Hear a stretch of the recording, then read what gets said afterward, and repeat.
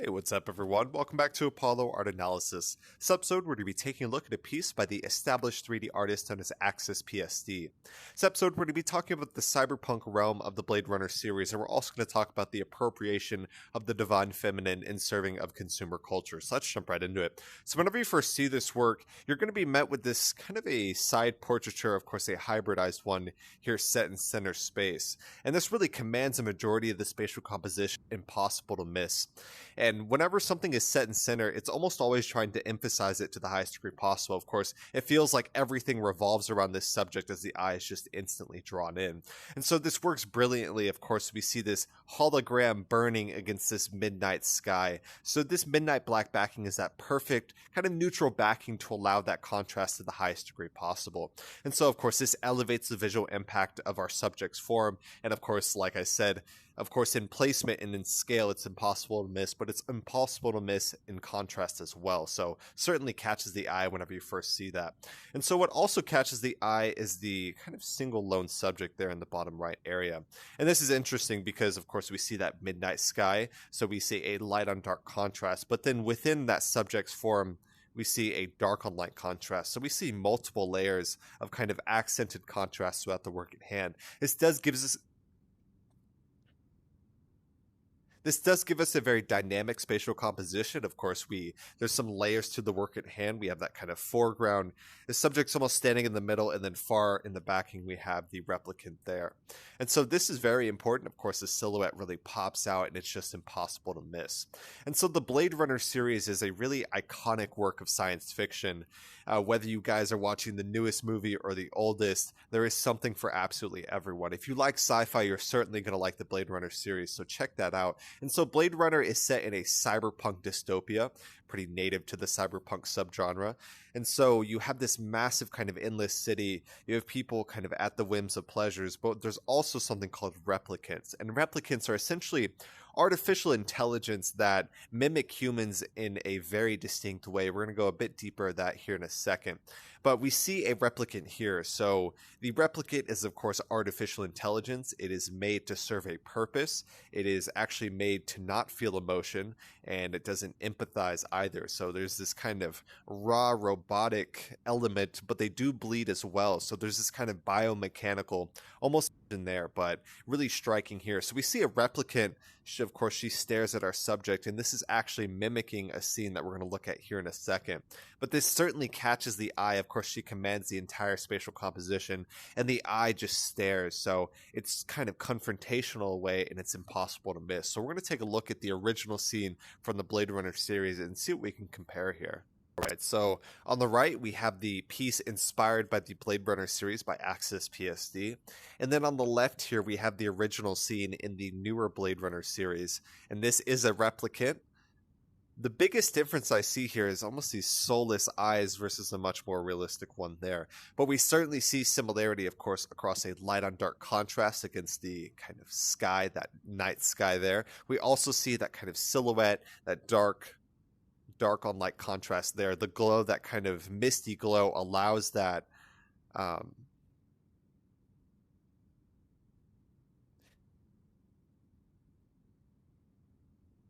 the subject's form to emphasize itself, of course, that dark on light contrast around that kind of hazy mist. So this original scene, and she's actually staring at this subject and trying to kind of tempt him. So there is kind of a erotic nature to this at hand. And whenever we're talking about the replicants, it's very important to note the kind of idea of slavery and subjugation, because when you create an artificial intelligence that is as real as a human, then they're kind of made to just serve endless purposes. So we see this here, for example, in artificial intelligence in the service of lust. So this scene certainly catches the eye, and she just looks at him and she says, you look lonely. I could fix that.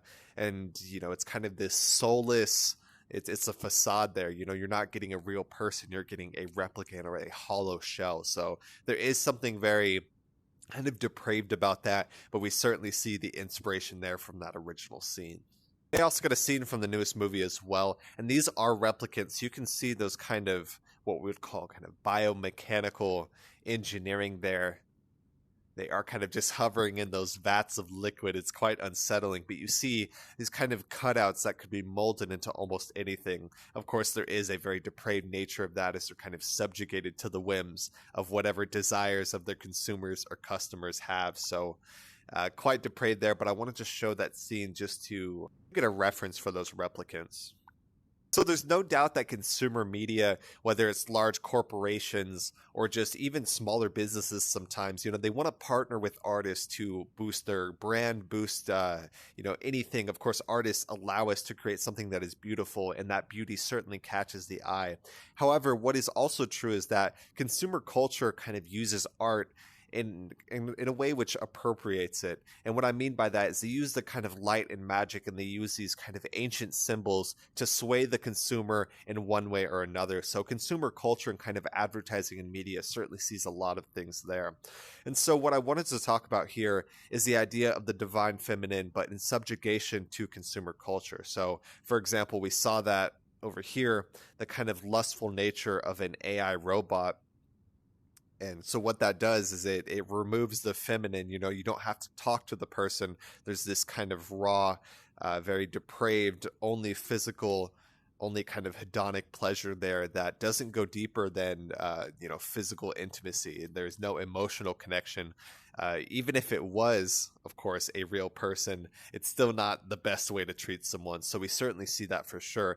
But we see that the divine feminine is used, say, in consumer culture to catch people's eye and to kind of sway them in one way or another. So there is something quite depraved about that. And I wanted to point that out because we see that quite a bit. And I think the Blade Runner series, and then, of course, Axis's interpretation and inspiration from that original scene, he does a job at conveying that. Of course, the eye just watches. It's confrontational. There's something, of course, artificial about this as well. It is a hologram. It almost flickers in the night sky.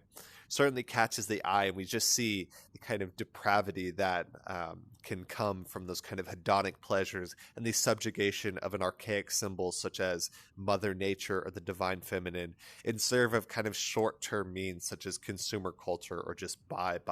So wanted to point that out for sure.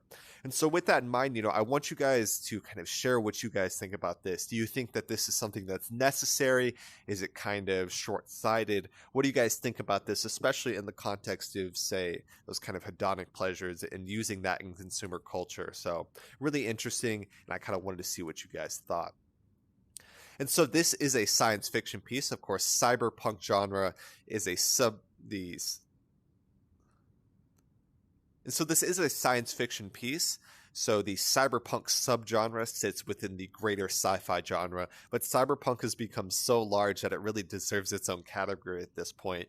People identify that, whether it's the video game, whether it's the kind of classical art, all of these really play into the sci-fi and the cyberpunk realm. So those are always important to note. And there's always the dystopian element as well in the cyberpunk realm. So we see that kind of subjugation, whether it's a massive city, loss of the individual, kind of surveillance state apparatus, loss of privacy. There's just so many things that the cyberpunk genre brings, and it's really important to point that out for sure. So we see this in the work at hand, and I wanted to show that. And this was a digital rendering medium of expression. So this is the 3D rendering. You can kind of sculpt and assemble things in a simulated virtual environment.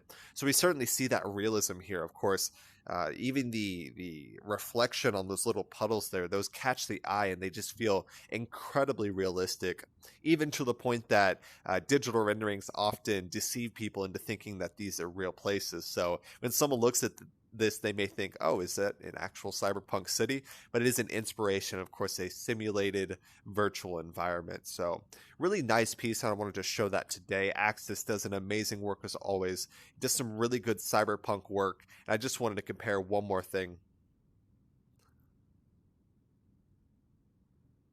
And I'm going to bring in two of his works that we've already showcased. So just show you kind of this cyberpunk aesthetic that we're working with, and then we're going to close it off for today.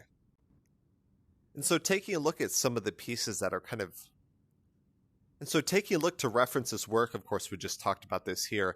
I brought two of the other works that could be kind of similarly compared. So we see that lone subject, of course, with that umbrella, kind of in that, it's kind of raining at night. We certainly see that cyberpunk realm certainly as well. There's also the fish in these. We didn't see that in this one, but Yeah, that cyberpunk night, we certainly see that for sure. We see the advertising kind of consumer culture. Really, Axis does an amazing job at displaying that. So I wanted to point that out. Of course, brilliant colors as well. He really does that kind of purple blue aesthetic quite masterfully.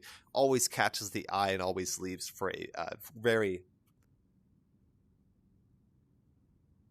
always catches the eye and really leaves for a very memorable kind of always catches the eye and leaves for a very memorable